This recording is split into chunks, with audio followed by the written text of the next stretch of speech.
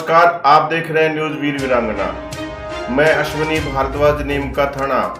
अब मैं आपको ले चलता हूं खबरों की ओर। मोदी जी ने क्या किया है कि राजनीतिक दलों को तोड़ा और तोड़ करके चुनाव लड़े और चुनाव लड़ने के बाद भी आशातीत सफलता प्राप्त नहीं हुई है। कांग्रेस मुक्त भारत का नारा लगाने वाले प्रधानमंत्री जी अपनी पथराई आंखों से किंग कर्तव्य विमूढ़ होकर समीक्षा में लगे हुए हैं कि आखिर कसर कहां रह गई। मैं आईना हूं दिखाऊंगा दाग चेहरों के, मैं आईना हूं दिखाऊंगा दाग चेहरों के, जिसे बुरा लगे वो सामने से हट जाए। एक पूरी कौम को घुसपैठिया पुकारा गया, मछली, मंगल सूत्र, भैंस से होते हुए मुजरा जैसे शब्दों से भाषणों को सजाया गया, चुने हुए मुख्यमंत्रियों को जेल भेजा गया। सभापति महोदय, सारे प्रहसन किए गए, भाषाई मर्यादा को तार तार किया गया, महाराष्ट्र में राजनीतिक दलों को तोड़ा गया, उनके सिंबल छीने गए, विपक्ष के सबसे बड़े दल के बैंक अकाउंट को फ्रीज किया गया।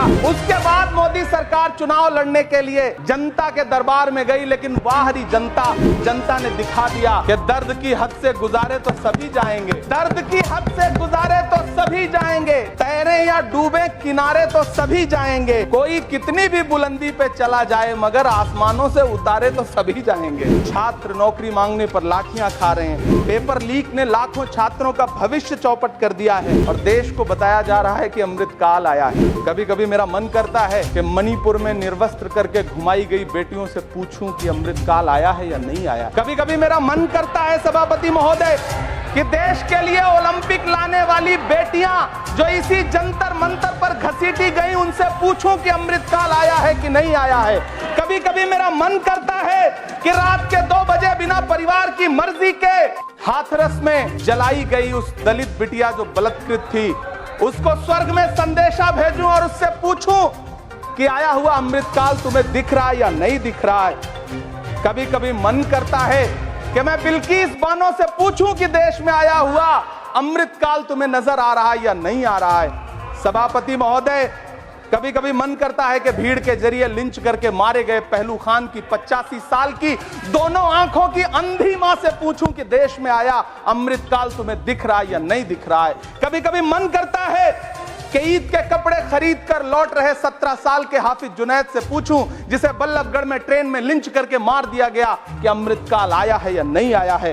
कभी कभी मन करता है नजीब की मां से पूछूं, कभी कभी मन करता है कि तबरेज अंसारी की विधवा से पूछूं, कभी कभी मन करता है कि सहारनपुर के उन 3 बच्चों से पूछूं जिन्हें छत्तीसगढ़ में लिंच करके मार दिया गया। सभापति महोदय, कभी कभी मन करता है कि मैं गुजरात के चिखोदरा में क्रिकेट मैदान में लिंच करके मार दिए गए सलमान बोहरा के परिवार से पूछूं कि अमृत काल आया है या नहीं आया है। कभी कभी मन करता है कि मैं अलीगढ़ के औरंगजेब उर्फ फरीद से पूछूं, जिसे लिंच करके मार दिया गया और बाद में उसी मृतक के ऊपर डकैती का मुकदमा कायम किया गया। सभापति महोदय, यह कैसा अमृत काल है जिसके अभिभाषण में स्वास्थ्य पर सिर्फ आधे मिनट पर चर्चा हुई। कैंसर के मरीज दिन ब दिन बढ़ रहे हैं, हार्ट अटैक से हंसते खेलते बच्चे जान गंवा रहे हैं, कभी क्रिकेट के मैदान में, कभी जिम में, और इस सरकार के पास स्वास्थ्य पर बात करने के लिए आधा मिनट है। सभापति महोदय, कोविड वैक्सीन को लेकर के लंदन की अदालत से जो तथ्य देश के सामने आए हैं, उन्होंने भय फैला रखा है। कांग्रेस की सरकारों ने भी चेचक, पोलियो और प्लेग जैसी महामारियों के टीके लगवाए, लेकिन न तो कभी सर्टिफिकेट पर अपना फोटो छपवाया और न कभी उसके नाम पर वोट मांगे। कांग्रेस की सरकारों ने यह किया है, लेकिन इन सरकारों ने क्या किया है? सभापति महोदय, अंतिम 1 मिनट आपसे लूंगा, मुझसे बहुत सारे आधा मिनट प्लीज। 1 minute sir.